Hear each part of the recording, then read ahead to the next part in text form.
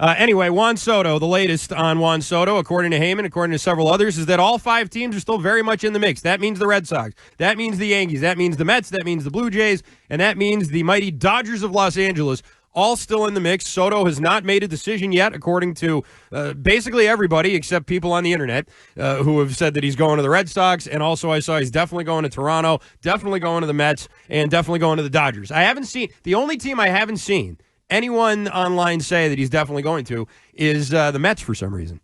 Or no, sorry, the Yankees, not the Mets, the Yankees. That's the one team and that makes me think that they're going to get him. You know what I mean? Yeah, I don't like that. I don't like the that. Unnamed team or the sleeper team. Or, right. Yeah, I don't care for the Yankees being that. It always seems like the sleeping giant wakes up and then makes the sign and then offers the most Yankees. money, and that's it. They and are the Yankees. His current team. Right.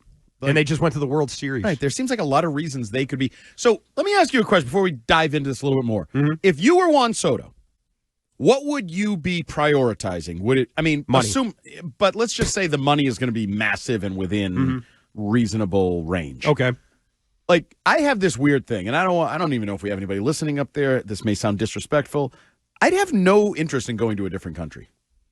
I mean, it's Canada. It's not that different. I know, but it's a different country. Yeah. Like, it adds a tiny little layer of economics, of passport, of, I don't know, just things. A lot of hoops to jump through. I don't really want to deal with that.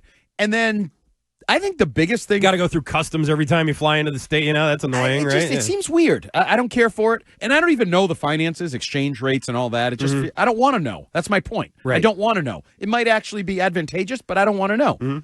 I think what I would prioritize, very simply... America. No. Vlad, Judge, Devers... Shohei Who's and protecting Mookie, me in the lineup, that type of thing? Protecting me, but also do I like him? Right. I could spend 10 years times 162 games, just I'm throwing raw numbers out there, with these people. Feel like I want to like that guy. Who do you think he likes the most?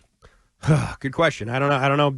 I don't really know either. No clue. If I had to guess, it seems like him and Devers have some kind of pre-existing relationship. Okay. I don't know if that means it's a good one or not, but I know they were talking and that they had a phone call or something like that, so they do have some established connection. I don't know if him and Judge got along in New York last year. I would imagine they probably did. Judge seems like an affable guy. Sure. But I have no idea. I don't know if he's a nice guy in the behind closed doors. I have no clue. I don't know about anybody else on that Yankees team, if he got along with them or not. I will say, right after they lost in the World Series, he came out and said, I don't know which one of these 30 teams wants to go after me, but I'm willing to talk to any of them. Any of them. That doesn't sound like he values the relationship in the locker room. It's like he made it pretty clear what he cares about. And I think that's obvious. They had a great experience together. Yes. Right? Like, that should be an experience where it might bond you and create something like, I want to play with this guy forever. This is the coolest thing. We're in New York. We're in the World Series. We're back to back. Like, all these things. And I agree with you. I didn't get that. That was almost like not to get, I don't want people to get all the whatever worked up, but it's kind of like a Tatum Brown thing when we're like, do they like each other or do they just kind of coexist? Felt like those guys may have coexisted. Yeah. Now, Mookie, I feel like he could get along with. Absolutely, right? Sure. I mean, Mookie seems affable, fun to play with. Seems like it, yes. Shohei Ohtani, they can go to the casino.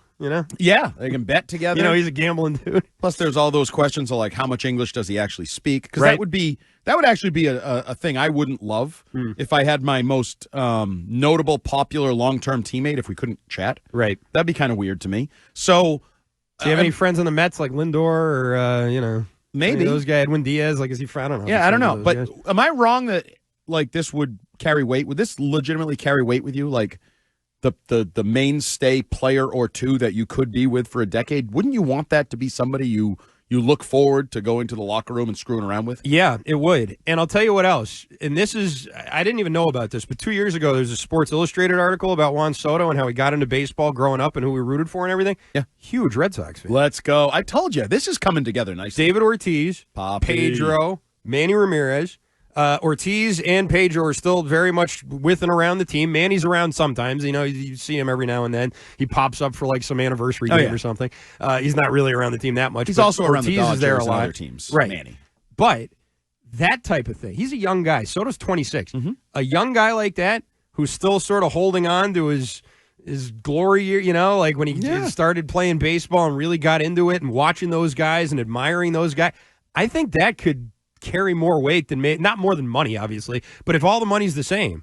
And he's sort of remembering back in the day, watching Ortiz and Pedro and seeing them beat the Yankees in 04 and all that stuff, when he was like a little kid. I mean, he must have been a really little kid back then. He must have been like 4 years old back when that happened. But you know what I mean? Like that can, with a young person especially, that can hang around with you. Am I talking you into this a little bit? Not really. Oh, damn it. But the meds are working. The meds are working. Right. The drugs or Andy? That's our next segment. It's that prednisone. It's that prednisone kicking in again. But I was struck by that. I sort of read that, and I was like, huh. If all things are equal, and I don't think they're going to be, but if all things are equal, that could end up being something that maybe nudges it in one direction or the other. I don't know if it's going to be enough to actually do it, but I do remember sort of reading that and thinking, huh, that's interesting that he was so into that team. And they are playing that up. I know Rob Bradford had Ortiz on the Baseball Isn't Boring podcast. Yeah. And basically, Poppy said, I've always been there for you. I'll still be there. I'll be closer than ever. I'll be your godfather, however the hell he phrased it.